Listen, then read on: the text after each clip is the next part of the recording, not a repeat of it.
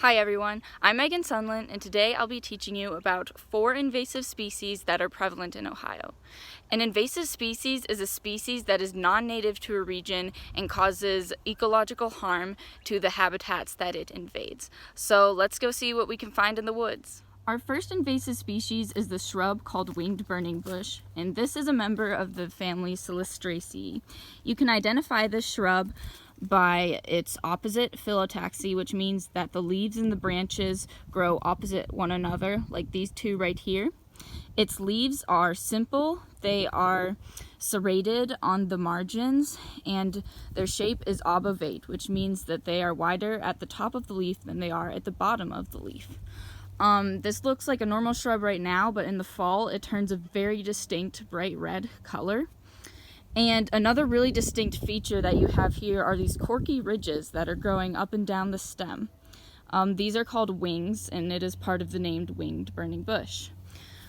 So this plant is invasive because it was brought here as an ornamental, but it soon escaped into the wild. And it's invasive because it just grows really dense thickets and it shades out a lot of native vegetation, which ultimately leads to a loss of biodiversity. To control this plant, young plants can be pulled out of the ground, roots and all, but an older shrub like this will require cutback and proper equipment to get the roots out of the ground. Our next invasive species is autumn olive, which is a member of the Illagnaceae family.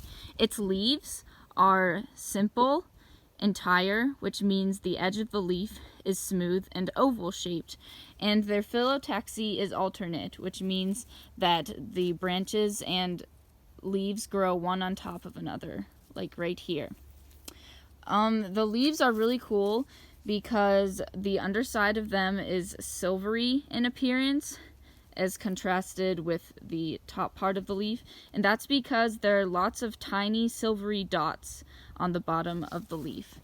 This is an invasive plant because it was an ornamental brought here that escaped out into the wild, and it resprouts after being cut back or being burnt very quickly.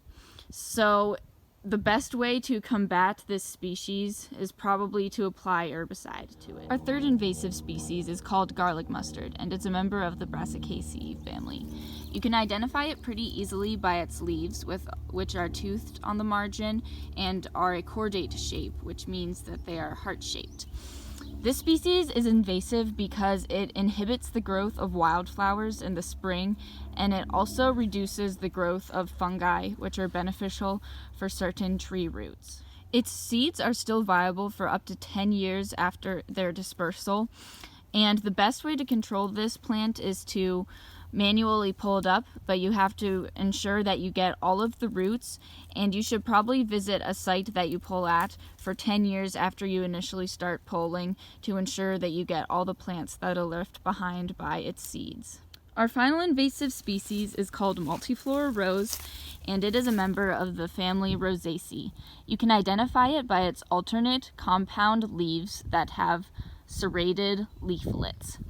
Another identifiable feature is this prickle that it has. A lot of people think this is a thorn, but a prickle is a hard outgrowth of cells. It's also identifiable by its very distinct stipule, which is a leaf-like appendage at the base of a leaf's petiole. And this one is really distinct because it's really hairy and it's kind of jagged and it kind of looks like a caterpillar. So that's kind of cool. This is an invasive species because it was brought to the U.S. to be used as a rootstock for erosion control and as a living fence for livestock or along highways. It has a really high seed set, and it can crowd out native species because it can grow up to 15 feet tall and 13 feet wide. And as you can see around here, it spreads really well. For this species, you're going to want to dig up all of the roots because if you don't get the roots out of the ground, it can spread very quickly.